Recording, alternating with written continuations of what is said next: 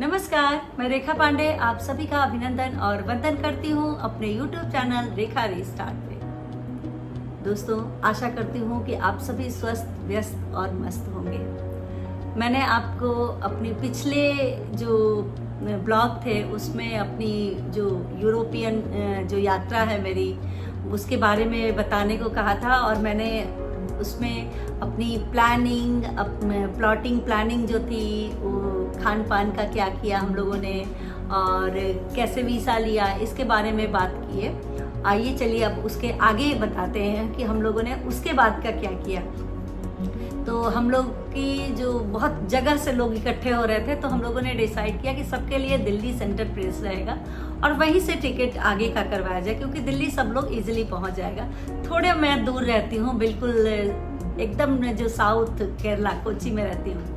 तो हम लोग दिल्ली पहुंच गए एक दिन पहले और सभी लोग अपने अपने जगह पे जहाँ जिसको डेस्टिनेशन था रहने का।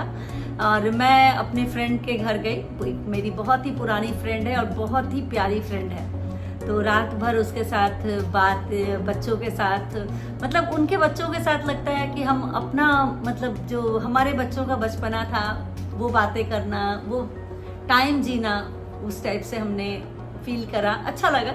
फिर उसके बाद हम लोग 7 बजे निकल गए क्योंकि हमारे 10 बजे निकले क्योंकि हमारे 12 बजे के करीबन हम लोग की फ़्लाइट थी पेरिस की। तो हम लोग सब टाइम पे दिल्ली इंटरनेशनल एयरपोर्ट पे पहुँचे और उसके बाद हम लोग 10.5 घंटे की फ़्लाइट है दिल्ली से आपको कोची पेरिस उतरे। दिल्ली के हम लोग के पास 49 डिग्री टेम्परेचर, बेहद गर्म, और वहाँ पे हम लोग पेरिस के 16-17 डिग्री टेम्परेचर में, वो वहाँ के लिए बहुत गर्म था बट हम लोग के लिए तो बहुत प्लीजेंट था। बट प्लीजेंट नहीं बोलिए, ठंडा लग रहा था। अपने अपने स्वेटर निकाल के हम लोग पहन लिए। फिर पेरिस का जो एयरपोर्ट बोलते हैं कि बहुत कंजस्टेड एयरपोर्ट में से, दुनिया के कंजस्टेड एयरपोर्ट में से पेरिस का एक एयरपोर्ट है। खैर हम लोग तो सभी तरीके का एयरपोर्ट देखे हैं तो हम लोग के लिए वो कोई बहुत कुछ खास नहीं दिखा बट ठीक था, अच्छा लगा वहाँ का वेदर। उसके बाद उसके पहले मेरे भाई भाभी बच्चे लोग पहुँच चुके थे, उन लोगों ने खाना बना के रखा था। हम लोग खाना खाए और हम लोग को मात्र 20 मिनट का समय दिया गया कि आप लोग फटाक से रेडी हो जाओ क्योंकि इवनिंग जो पेरिस की है वो काफ़ी खूबसूरत होती है। गाना भी है इन इवनिंग इन पेरिस, सभी लोग सुने हुए हैं क्योंकि वहाँ का जो एफिल टावर है उसकी जो लाइटिंग है वो रात में ही दिखेगी और वहाँ की जो ग्लिटरिंग लाइट होती है जो हर घंटे वो चलती है 5 मिनट के लिए, ग्लिटरिंग लाइट, वो काफ़ी खूबसूरत रहता है। हम लोग पहले सोच रहे थे कि इतने जर्नी के बाद थक गए तो कैसे जाएंगे, बट चार्ज थे, सिर्फ मम्मी और मेरे भाभी के जो मम्मी डैडी थे, अंकल आंटी, ये लोग नहीं गए और एक आध लोग नहीं गए। उसके अलावा हम लोग तैयार हो गए चले गए। फिर हम लोगों ने पेरिस रात को देखा, बहुत सुंदर था।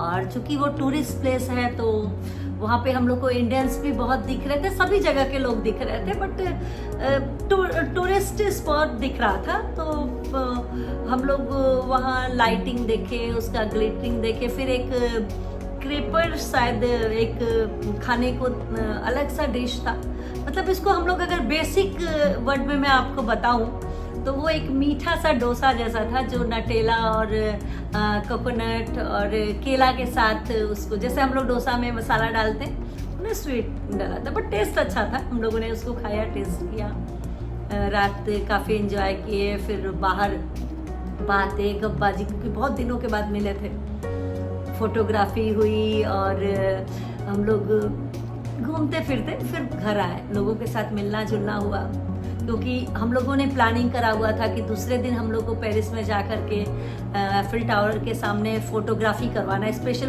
प्रॉपर फोटोग्राफी, क्योंकि मेरी भाभी जो है ना बहुत ही शौकीन है ये सब चीज़ों की। और सही बात बोले, उसका ही ये पूरा प्लान था पूरे इस ट्रिप का, क्योंकि उसके प्लान के बिना और उसके हिम्मत के बिना ये ट्रिप पॉसिबल नहीं था इतने लोगों का। और उसने किया, उस मतलब एक फोटोग्राफर को बुलाया गया वहाँ, एंजीलिया शायद नाम था फोटोग्राफर का, बड़ी प्यारी सी लड़की थी। और हम लोग ये फोटोग्राफ्स, बहुत सुंदर सुंदर फोटोग्राफ्स लिए जो मैं आपको स्क्रीन पे डाल दे रही हूँ, जो आपको हम लोगों के फोटोग्राफ्स भी दिखेंगे। और हम लोगों ने बहुत एंजॉय किया। उसके बाद हम लोग फोटोग्राफी के बाद पेरिस में आर्क द ट्रम्प गए।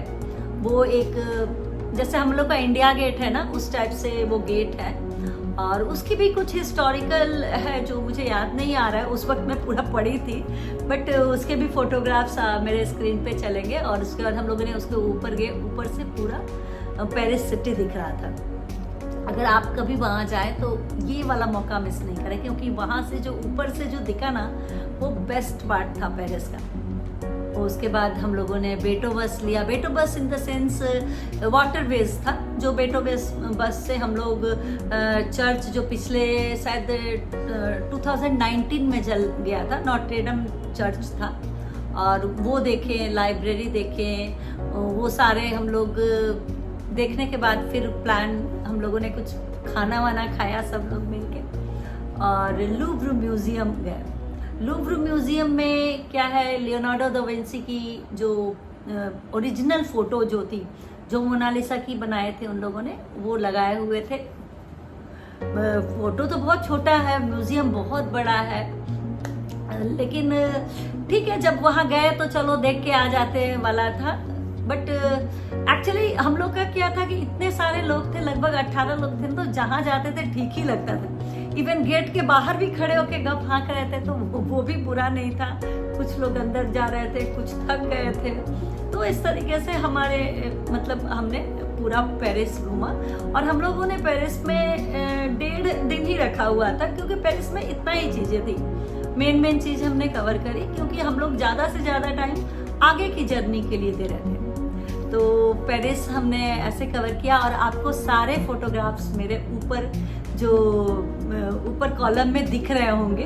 हमने अपने एंजॉयमेंट आपको बता रहे हैं, अपनी फीलिंग बता रहे हैं। अब चलिए, अब अगले व्लॉग में मैं आपको अगला शहर बताऊंगी, यूरोप का अगला देश जो है वो बताऊंगी कि वहाँ हम लोगों ने क्या किया। तब तक के लिए भोलेनाथ आपकी हर मनोकामना पूरी करें। शुक्रिया, बाय बाय।